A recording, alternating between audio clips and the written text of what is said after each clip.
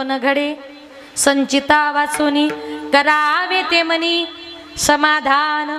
आणि म्हणून संत महात्मे म्हणतात आपल्या वाट्याला जे आलंय नाही ते तुम कुणाला चुकवता येत नाही, करावे ते मनी समाधान।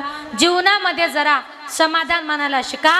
भगवान परमात्म्याने जेवढं दिले ते बिले आनंद तैसेचे राहावे, ते बिले आनंद तैसेचे राहावे, ते बिले आनंद तैसेचे राहावे, ते बिले आनंद तैसेचे राहावे, ते बिले आनंद तैसेचे राहावे, ते बिले आनंद तैसेचे, ते बिले आनंद तैसेचे राहावे, ते बिले आनंद तैसेचे राहावे।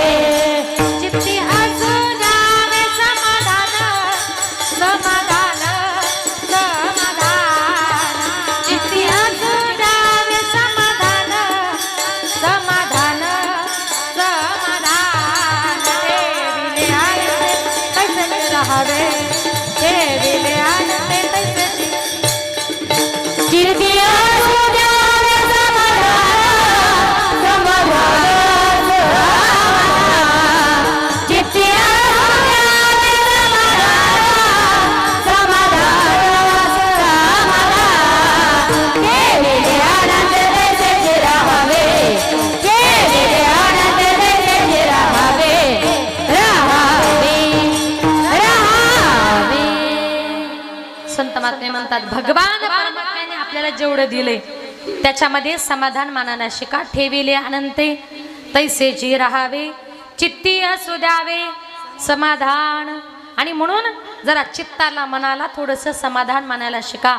भगवान परमात्म्याने आपल्या नशिबाने आपल्याला बंगला गाडी ऐश्वर्य संपत्ती जी काही दिलेली आहे ती तुम्हाला मला प्रत्येकाला आपल्या नशिबानं मिळत असते। म्हणून नशिबापेक्षा जास्त आणि वेळेच्या अगोदर जीवनामध्ये माणसाला कधीच काही मिळत जे आपल्या नशिबात आहे ते कोणी चुकवू शकत नाही। आणि म्हणून तुकोबाराय म्हणतात भोगतो न घडे संचिता वाचोनी करावे ते मनी समाधान।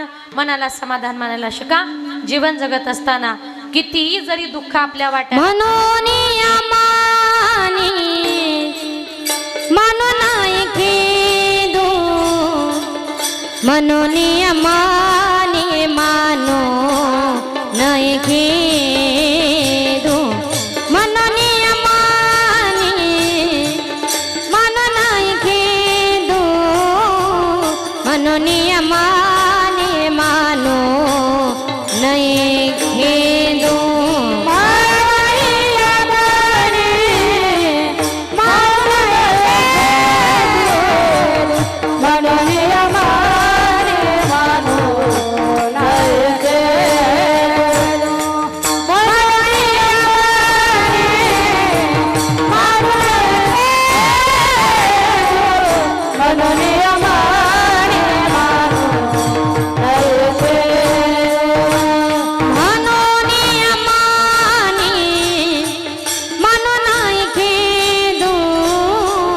म्हणून माने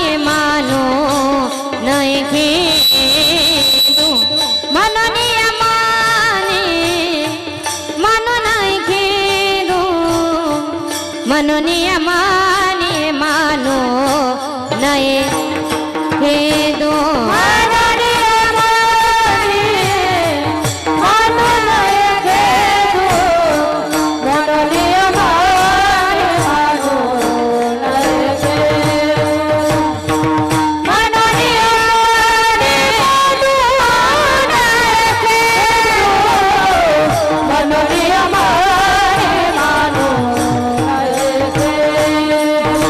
म्हणा मागो मी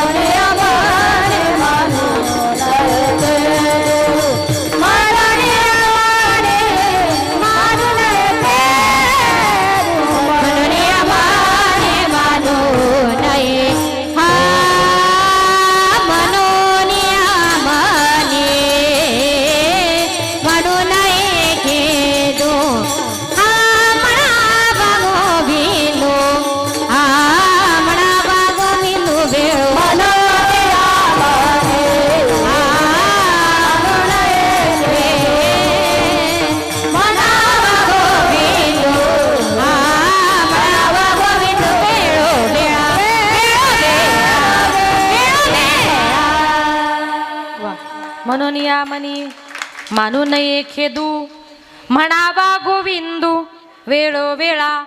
तुकोबाराय म्हणतात, जीवन जगत असताना आपल्या वाट्याला कितीही जरी दुःख आलं तरी त्याचं दुःख मनामध्ये बाळगायचं नाही. आपल्याला काय करायचंय, म्हणावा गोविंदू वेळोवेळा. वेळोवेळी तुम्हाला मला प्रत्येकाला गोविंदाचं नामचिंतन करायचंय. ज्या संसारामध्ये आपण जन्माला आलो, हा संसार आपल्याला अतिशय आनंदाने सुखाने करायचा आहे. कारण माझ्या ज्ञानोबरायांनी प्रतिज्ञा केली, अवघाची संसार सुखाचा करीन आनंदे भरीन तिन्ही लोक, अशी माझ्या ज्ञानोबरायांनी प्रतिज्ञा केली. आणि म्हणून हा संसार हा एकट्याचा नसतो. आज या संसारातून त्यांच्या पवार परिवारातून एक रुक्मिणी, खरं तर एक रुक्मिणीच या जगातून या विश्वातून निघून गेली. बघा, जगाच्या बापानं सुद्धा एकट्यानं संसार केला नाही. जगाचा बाप सुद्धा रुक्मिणी मातेला म्हणतो, रुक्मिणी अगं तुझ्या विना मी या जगाचा एकटा संसार कधीच करू शकत नाही ग. तुझ्या विना वैकुंठाचा कारभार चालना, एकल्या विठुरायाला हो संसार पेलना. तुझ्या विना वैकुंठाचा कारभार चालना, एकल्या विठुरायाला हो संसार पेलना. इको दाना. तू सकलांची आई, साता जन्माची पुण्याई, घेई पदरात आमावरी छायाधर बाई. तुझी थोरवी महान तिन्ही लोकी तुला मान, देवर दान हो तुझ्या पालखीचे होई.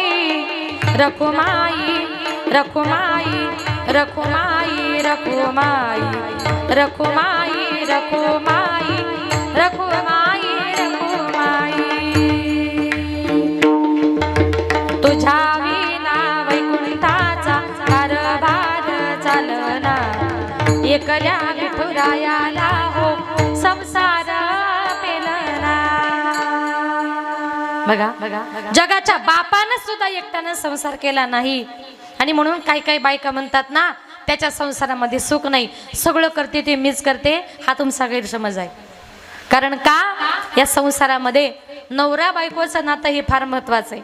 आणि या संसाराचा आपण जर विचार करायला गेलो, हा संसार कसा आहे, अरे संसार संसार जसा तवा चुल्यावर, आधी हाताला चटके मग मिळते भाकर.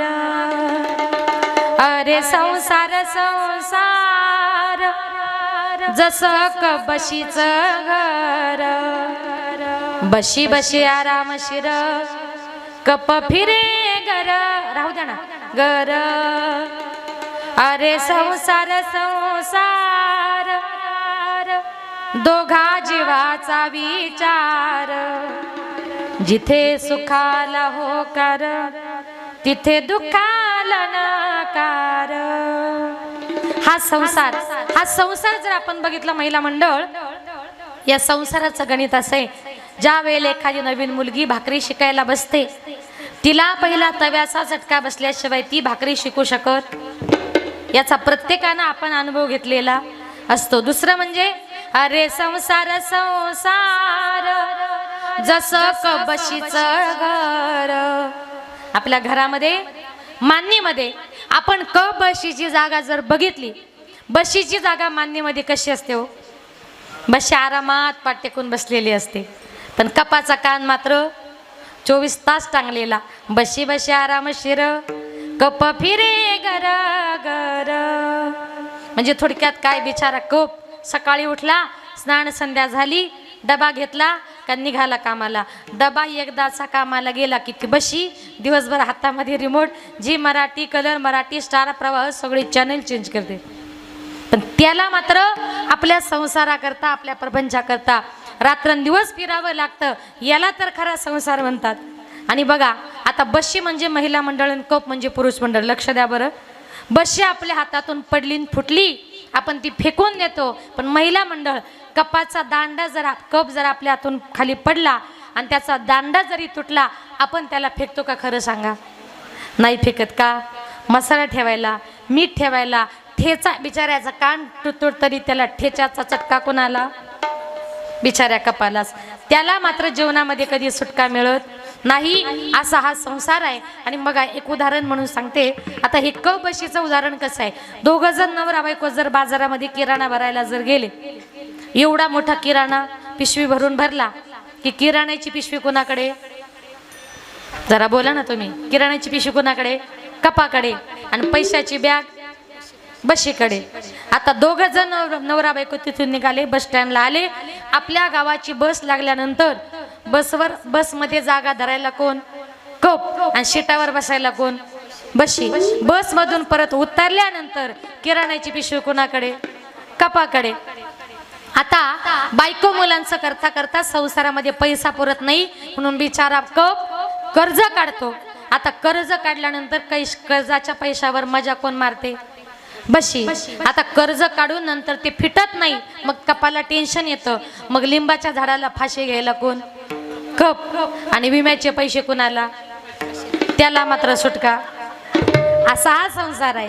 अरे संसार संसार दोघा जीवाचा विचार, जिथे सुखाला होकार तिथे दुखाला नकार. अशा या संसारामध्ये आपला जन्म झालाय. पण संत महात्मे म्हणतात किती जरी दुःख वाटायला आलं या संसारामध्ये तरी एकच करा. काय? म्हणावा गोविंद वेळोवेळा. वेळोवेळी तुम्हाला मला प्रत्येकाला गोविंदाचं चिंतन करायचं. एक सुंदर उदाहरण सांगते, ऐका. कधीतरी तुम्हाला जीवनामध्ये कामी येईल हे उदाहरण. ज्या वेळेला माझी संत जनाबाई विठ्ठलाची भक्त नामदेवरायांचे दासी जणी म्हणून नामदेवरायांच्या घरामध्ये पडेल ती कामं करायची. नामदेवाच्या घरी 14 जण स्मरती हरी, कपडे भांडे झाडलोट सगळं काही करायची. आणि रात्रीच्या वेळेला सगळे कामं करून झाले का सकाळी उठल्याबरोबर घरातल्या माणसांना ताजी ताजी भाकर मिळाली पाहिजे याच्याकरता माझी जनाबाई रात्रभर जात्यावर दळण दळायची. आणि दळण दळताना नुसती दळत नव्हती, सुंदर ओव्या म्हणायची. सुंदर माझे जाते ग फिरते भवते ग, ओव्या गावो कौतुके तू ये रे बा विठ्ठला. सासू आणि सासरा दिरतो तिसरा, ओव्या गावो भ्रतारा तू ये रे बा विठ्ठला. प्रपंच दळण दळिले पिठ म्या भरिले, सासू पुढे ठेविले तू ये रे बा विठ्ठला. प्रत्येक काम करताना काय म्हणावं? एक दिवस दोघ जण दळत होते. दळण खूप होतं. दळण दळता दळता देवाला खूप घाम आला म्हणून देवानं आपल्या गळ्यातले दागिने काढले आणि जनाबाईच्या मांडी खाली ठेवले. आता दोघ जण छान दळण दळतायत, ओव्या म्हणतायत, गप्पा मारतायत. दळण दळता दळता पहाटेचे 4 वाजले. देवाला कळालंच नाही. तिकडे वारकरी मंडळी मंदिरामध्ये आली आणि वारकऱ्यांनी आवाज दिला, उठा पांडुरंगा प्रभात समयो पातला, वैष्णवांचा मेळा गरुडा पारी दाटला, वैष्णवांचा मेळा गरुडा पारी दाटला.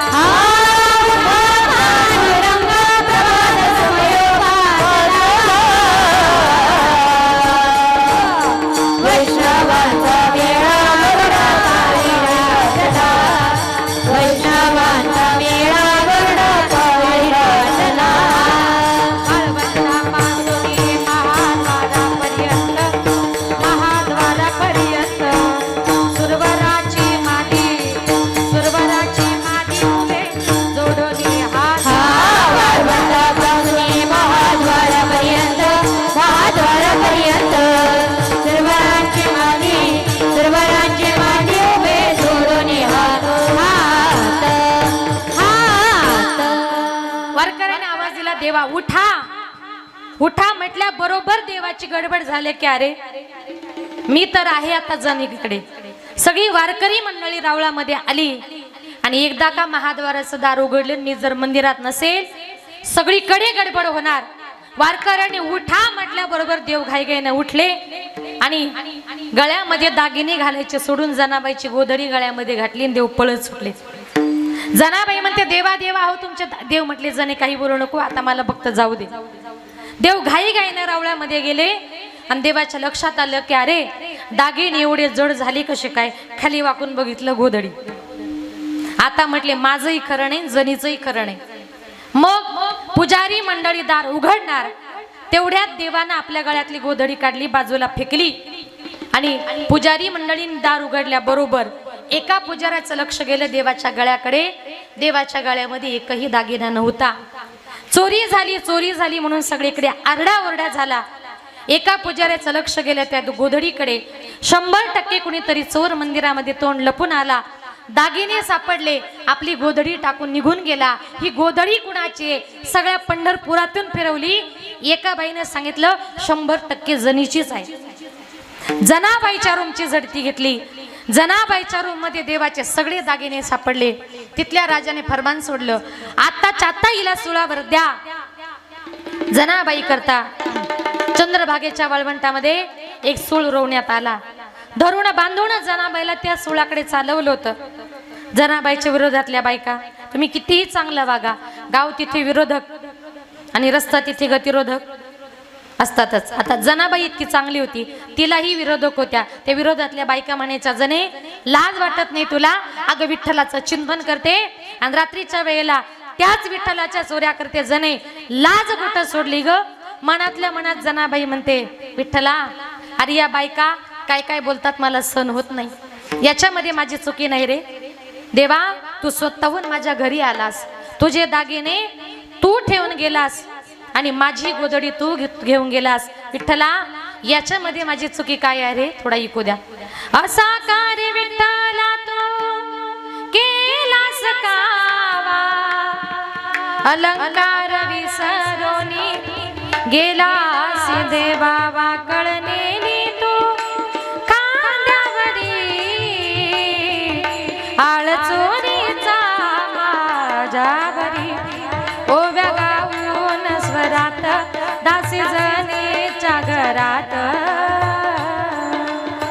दासी जनीचा तू माय बाप तुझी चोरी करण्याचे नाही केले पाप. कुठे गेली तुझी जादूगिरी आळ चोरीचा माझ्यावरी ओव्या गाऊन स्वरात दासी जनीच्या घरात.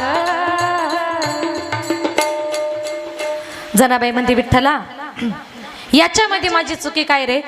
धरून बांधून जनाबाईला त्या सुळापर्यंत नेलं. सुळावर चढवलं. चमत्कार घडला. सुळाचे त्या झाले पाणी पाणी. सुळावर चढवल्याबरोबर त्या सुळाचं पाणी झालं. पांडुरंग परमात्मा प्रगट झाले आणि जनाबाईने देवाला बघितलं. पळत गेली. देवाचे चरण धरले. देवानं सांगितलं उठ जणी तू माझी भक्त आहेस. अगं तुझ्यावर इतका मोठा चोरीचा आळ आला पण तू कोणासमोर माझं नाव नाही घेतलं. अगदी सुळावर देण्यापर्यंतची शिक्षा तुला झाली तरी तू माझं नाव नाही घेतलं. तिथे आपल्यातली जर कोणी जनाबाई असती तर सुळावर द्यायच्या वेळेला तरी मरण दिसलं असतं ना. मग ती म्हटली असती मी नव्हते गेले देवच माझ्या घरी आला होता. पण जने सुळावर देण्यापर्यंतचं संकट तुझ्यावर आलं पण कोणाही समोर माझं नाव न सांगता तू मनातल्या मनात माझं विठ्ठल विठ्ठल असं चिंतन करत राहिल्यामुळे जने मला तुझ्यावरचं संकट दूर करावं लागलं. याच्यातून जनाबाई एकच शिकवते किती जरी संकट आपल्यावर आली तरी म्हणावा गोविंदू वेळोवेळी तुम्हाला मला फक्त त्याचं चिंतन करायचंय. जीवन जगत असताना अजिबात कोणावर रुसू नका. अभंगाचे 3रे चरण. आणि करू सावे न लगे बहुता आणि करू सावे न लगे बहुता आणि करू सावे न लगे बहुता आणि करू सावे न लगे बहुता आणि करू सावे न लगे बहुता आणि करू सावे न लगे बहुता आणि करू सावे न लगे बहुता आणि करू सावे न लगे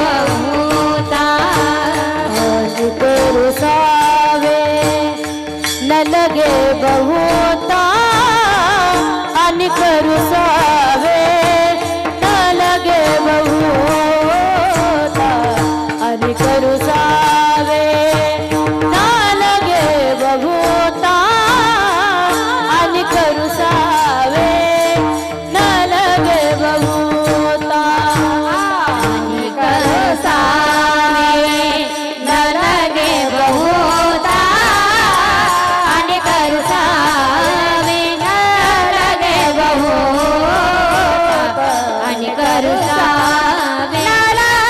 लगे बहुता आणि करू सावे न लगे बहुता आपल्या संचिता वाचोनिया आपल्या संचिता वाचोनिया आपल्या संचिता वाचोनिया मानून येते दो मनोनिया मने मानून येते मनोनिया मने मानून येते दो मनोनिया मने मानून येते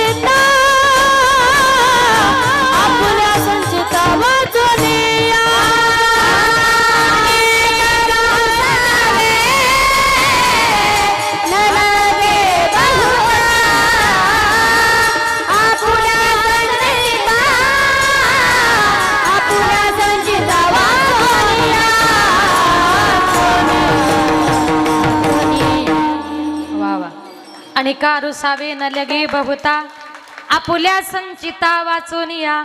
आणि म्हणून संत महात्मे म्हणतात जीवन जगत असताना किती जरी दुःख वाट्याला आलं अजिबात कोणावर रुसायचं नाही. तुका मने भार घातली यावरी होईल कैवारी नारायण. आता या ठिकाणी माझ्या अल्पमतीप्रमाणे अभंगाचा धावता भावार्थ आपल्या समोर मांडण्याचा प्रयत्न केला. कार्यक्रमाची वेळही संपत आलेली आहे. जास्त वेळ घेणार नाही. शेवटी जाताना थोडंसं आई वडिलांविषयी बोलते. या विश्वामध्ये माई बापासारखं श्रेष्ठ दैवत नाही. जिवंतपणी माणसाला मायबापाची किंमत कळत नाही. एकदा का आपले मायबाप या जगातून या विश्वातून निघून गेले नंतर किती जरी रडलं फायदा होणार नाही. जिवंतपणी आई वडिलांची सेवा करा. आज एक आई या जगातून या विश्वातून निघून गेली.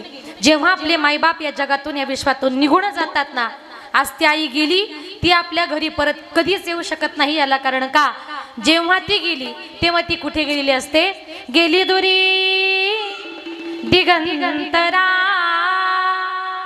पुन्हा येणे नाही घरी. विजला हो नंदा दीप कशी जाऊ मी मंदिरी.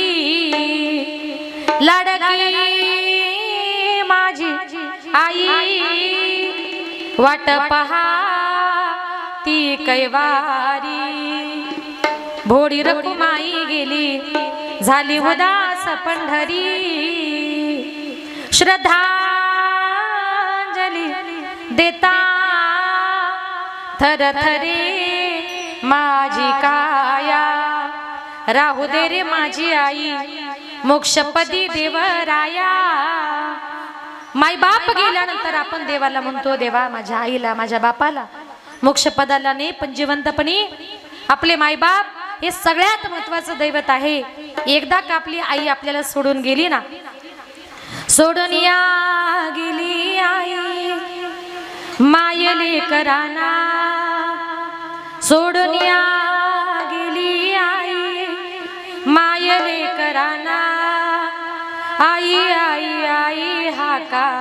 मारू मी कुणाला आई आई आई हाका मारू मी कुणाला आई आमच्यासाठी कष्ट केले फार आई आमच्यासाठी कष्ट केले फार सोडून या गेली आई सारा परिवार सोडून या गेली आई सारा परिवार लेकी सुना रडत बसती काना कोपऱ्याला लेकी सुना रडत बसती काना कोपऱ्याला आठवण येते आई त्याच घडीला आठवण येते आई त्याच घडीला सोडून या गेली आई मायले कराना आई आई आई हाका मारू मी कुणाला आई आई आई आई म्हणू मी कुणाला एकदा का आपली आई या जगातून या विश्वातून निघून गेली शेजारच्या आईला दुसऱ्याच्या आईला प्रेमानं तुम्ही कितीही जरी आई म्हटलात ना दुसऱ्याची आई आपली आई कधी होऊ शकत नाही आज एक आई आपल्या मुलांना आपल्या मुलींना पोरक करून या जगातून या विश्वातून निघून गेली आईचं आणि मुलीचं नातं म्हणजे अतिशय गोड अतिशय प्रेमाचं असं एकही घर नाही का त्या घरामध्ये आईचं मुलीचं भांडण होत नाही पण त्या माय लेकीचं भांडण म्हणजे कसं असं माहितीये माय लेकीचं भांडण दया दुधाची उकळी लेक धरते अबोलाई मनाची मोकळी आईचं आणि मुलीचं दोघींचं जर भांडण झालं मुलीला आईविषयी राग येतो आईच्या मनात राग नसतो तर उलट प्रेम असतं कारण का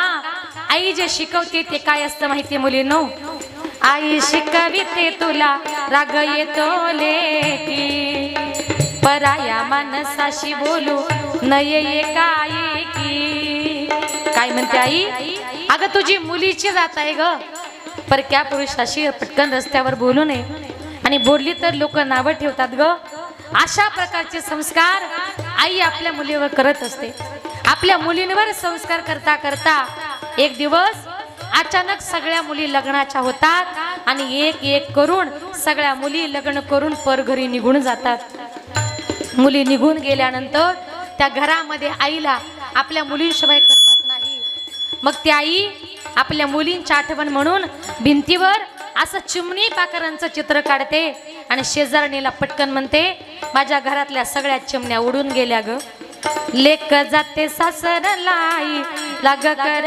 मेना सारविल्या भिंतीवर काढल्या ग मैना लेक जाते सासरला मागे मागे फिरू पाही बोलती आई माझी लाडाची लेक जाई लेक जाते सासरला माय लेकी पडे गळा कस कोरड्यानं दिला पाणी येत खळा खळा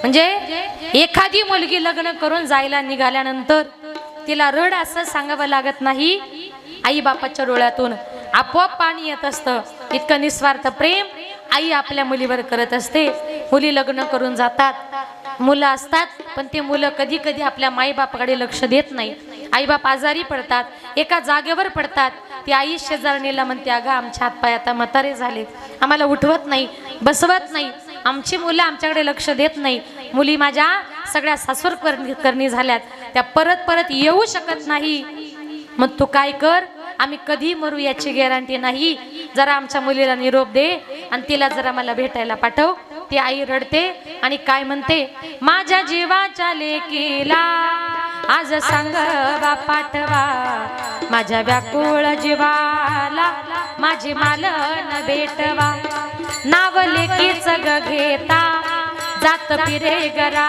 गरा माझी डोळ पुसणारी लेक गुंतली संसारा रोज येते सपनात काही बोलत ती नाही भर सैताच्या उन्हात माझी सुकली गजाई करू लेकीच नशीब झालं कपाळ उघड घर धन्याच्या वाचून कोणी घेईना लुगड कोणी घेईना लुगड, कोणी घेईना लुगड.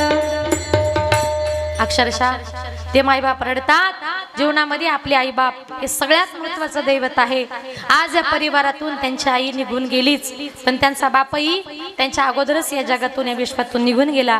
जेव्हा आपले माईबाप दोघंही निघून जातात ना, तेव्हा मुलींचा सगळ्यात मोठा आधार जर कोण असेल ती आपली आई आणि आपला बाप असतो. जीवनामध्ये जितकी आई महत्वाची तितका आपला बाप सुद्धा महत्वाचा असतो.